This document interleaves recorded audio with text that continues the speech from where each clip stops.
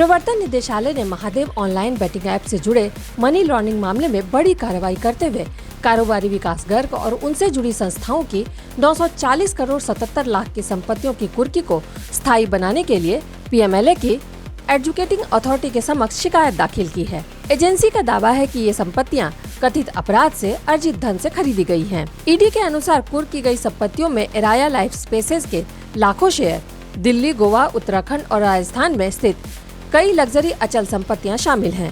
जांच में आरोप है कि महादेव बेटिंग नेटवर्क से जुड़े अवैध धन का इस्तेमाल शेयर बाजार में निवेश और कथित हेरफेर के लिए किया गया। इधर मामले की जांच भी तेज हो गई है। 10 जुलाई को सीबीआई ने इस केस में 6 आरोपियों के खिलाफ चार्जशीट दाखिल की, जिससे महादेव बेटिंग सिंडिकेट पर केंद्रीय एजेंसियों की कार्रवाई और सख्त होती नजर आ रही है। यह मामला छत्तीसगढ़ से जुड़े होने के कारण राज्य में लगातार सुर्खियों में बना हुआ है।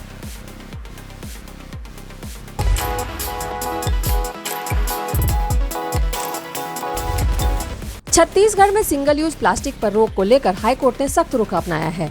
अदालत ने साफ किया है कि प्रतिबंधित प्लास्टिक और पॉलीथीन के खिलाफ चल रही कार्रवाई की निगरानी जारी रहेगी। मुख्य सचिव ने कोर्ट में शपथ पत्र दाखिल कर बताया कि मई-जून 2026 में पूरे प्रदेश में विशेष अभियान चलाकर बड़े पैमाने पर जागरूकता और कार्रवाई की गई। रायपुर में नियम तोड़ने वालों से 7,26,000 रुपए का जुर्माना वसूला गया, जबकि बिलासपुर, बोदरी और तखतपुर में 346 किलो प्रतिबंधित प्लास्टिक जब्त कर 93,100 रुपए का जुर्माना लगाया गया। आरपा नदी के घाटों, बाजारों और सार्वजनिक स्थलों पर सफाई अभियान चलाया गया, जिसमें हजारों लोगों ने श्रमदान किया।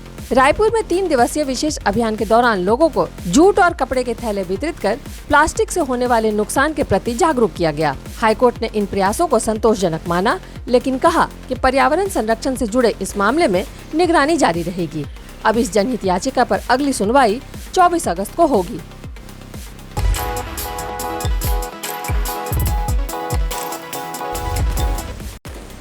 रायपुर में छत्तीसगढ़ राज्य ग्रामीण आजीविका मिशन विहान के लोकप्रिय मासिक रेडियो कार्यक्रम दीदी की गोठ की पहली वर्षगांठ मनाई गई। इस मौके पर मुख्यमंत्री विष्णुदेव साय मुख्य अतिथि के रूप में कार्यक्रम में शामिल हुए और स्वयं सहायता समूहों से जुड़ी महिलाओं की उपलब्धियों की जमकर सराहना की।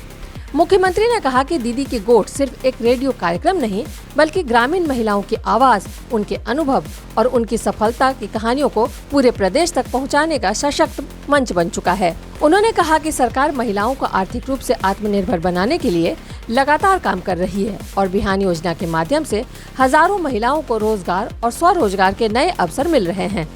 कार्यक्रम में विभिन्न जिलों से आई महिला समूहों ने अपने अनुभव साझा किए और बताया कि कैसे इस पहल ने उनके जीवन में सकारात्मक बदलाव किया है।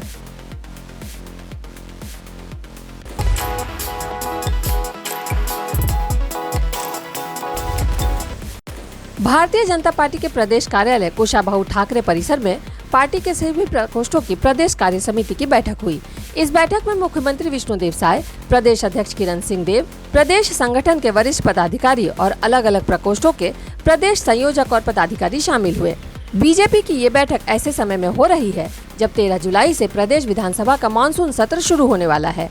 इसके अलावा पार्टी आने वाले महीनों में कई संगठनात्मक और जनसंपर्क कार्यक्रमों की तैयारी में जुटी है। ऐसे में इस बैठक को संगठन के लिए महत्वपूर्ण माना जा रहा है। बैठक में अलग अलग प्रकोष्ठों से फीडबैक लेने के साथ साथ उनके सुझावों पर भी चर्चा की जा रही है, ताकि आगामी कार्यक्रमों को अधिक प्रभावी ढंग से संचालित किया जा सके।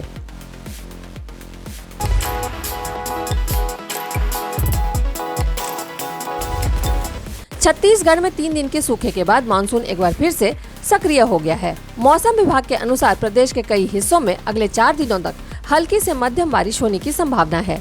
खासकर उत्तर छत्तीसगढ़ के सरगुजा, बलरामपुर, जशपुर, कोरिया और आसपास के जिलों में गरज चमक के साथ बारिश और आकाशीय बिजली गिरने का अलर्ट जारी किया गया है। मौसम वैज्ञानिकों का कहना है कि मानसूनी द्रोणिका और अनुकूल मौसमी सिस्टम के प्रभाव से बारिश की गतिविधियों में तेजी आएगी। इससे किसानों को खरीफ फसलों की बुआई और सिंचाई में राहत मिलने की उम्मीद है। वहीं प्रशासन ने लोगों से खराब मौसम के दौरान खुले मैदान, पेड़ों और बिजली के खंभों के पास जाने से बचने की अपील की है। पिछले कुछ दिनों की उमस के बाद बारिश से तापमान में गिरावट दर्ज होने की संभावना है, जिससे लोगों को गर्मी से राहत मिलेगी। मौसम विभाग लगातार स्थिति पर नजर बनाए हुए है और समय समय पर अपडेट जारी कर रहा है।